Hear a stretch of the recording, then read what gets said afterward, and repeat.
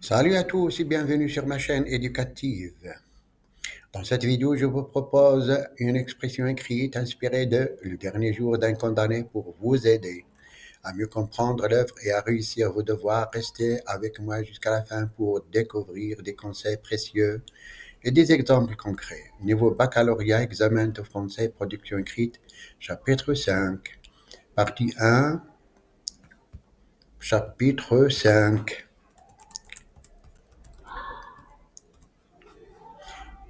Durant le dernier jour d'un condamné. Production écrite. Je lis le sujet. Dans cet extrait, le narrateur est confronté à l'imminence de sa propre mort. Pensez-vous que la littérature puisse être un moyen efficace pour dénoncer l'injustice de la peine de mort et sensibiliser le lecteur à la condition des condamnés? Vous appuyez votre argument sur des exemples littéraires que vous connaissez. Je répète le sujet. Dans cet extrait, le narrateur est confronté à l'imminence de sa propre mort. Pensez-vous que la littérature puisse être un moyen efficace pour dénoncer l'injustice de la peine de mort et sensibiliser le lecteur à la condition des condamnés? Vous appuyez votre argument sur des exemples littéraires que vous connaissez. Les critères de la correction, conformité à la consigne, le sujet, la longueur du texte, le type du texte, puis la cohérence de l'argumentation, le point de vue est-il clair, l'argument sont-ils pertinents, et l'organisation et progression du texte. Le texte est-il structuré? Les idées sont-elles organisées? Les connecteurs logiques sont-ils utilisés de manière appropriée? La correction de la langue, dans le vocabulaire, la syntaxe et l'orthographe et la conjugaison, puis la ponctuation et mise en page, utilisation correcte de la ponctuation et présentation soignée du texte. Passons maintenant à la correction de la production écrite. Face à l'imminence de sa mort, comme le vit le narrateur dans l'extrait évoqué, un individu traverse une épreuve radicale qui soulève des questions profondes sur la justice et la nature humaine. La peine de mort, sommet controversé de la justice pénale, alimente depuis toujours des débats enflammés sur sa légitimité et son utilité. Dans ce cadre, une interrogation centrale émerge. La littérature peut-elle réellement devenir un outil efficace pour dénoncer l'injustice de la peine capitale et ouvrir les yeux des lecteurs au destin tragique des condamnés? La littérature dispose d'un moyen unique pour sonder l'intériorité humaine et éveiller l'empathie.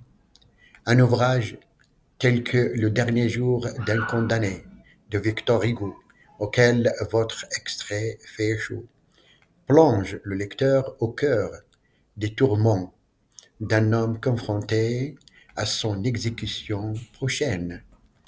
À travers le flux de conscience du narrateur, on ressent presque physiquement l'angoisse, la terreur et le désespoir qui le rongent à chaque instant, dans une attente insoutenable.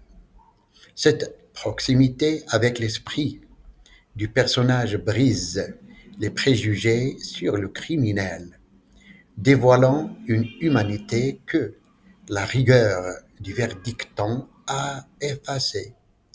en évoquant sa famille, en méditant sur l'irréversibilité de sa soutenance.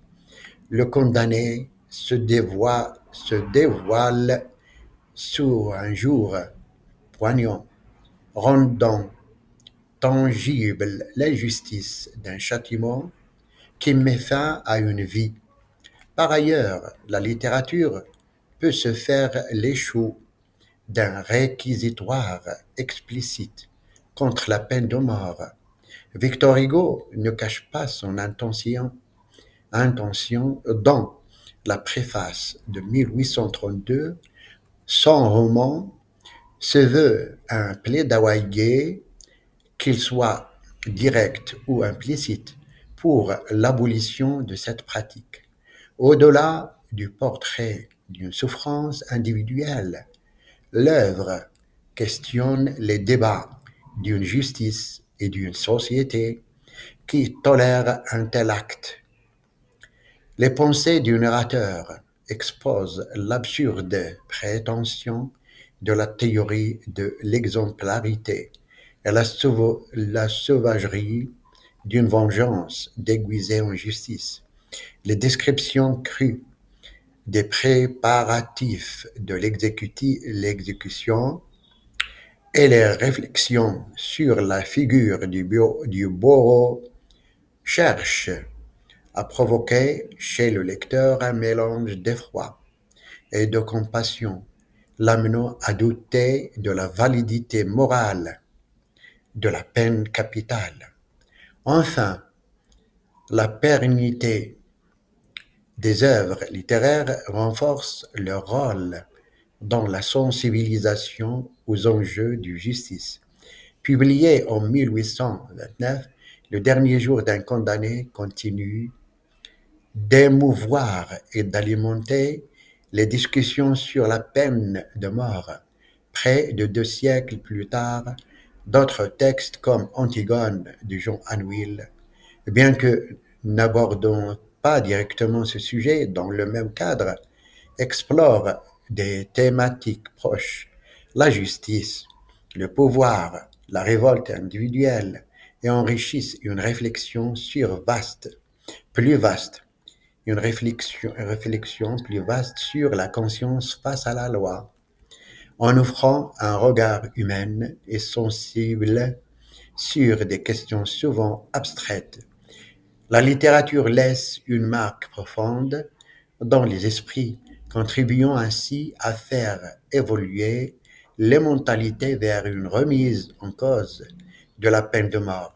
En définitive, la littérature s'impose comme un moyen percutant pour condamner l'injustice de la peine capitale et éclairer le sort des condamnés par sa capacité à révéler l'intériorité des personnages, à s'imposer frontalement à cette pratique et à imprégner durablement les consciences.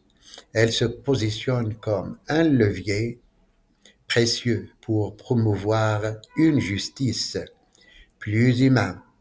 Les échos des tourments du narrateur Augulien résonnent encore aujourd'hui, preuve éclatante du pouvoir intemporel de la littérature à réveiller notre humanité à l'inhumanité, face à l'inhumanité de certains usages. C'est fini. J'espère que vous avez désormais une meilleure compréhension de cette œuvre et des outils pour réussir vos devoirs et examens. Si cette vidéo vous a aidé, n'hésitez pas à laisser un like, à vous abonner et à activer la cloche pour ne pas manquer les prochaines vidéos sur la littérature et l'analyse de textes.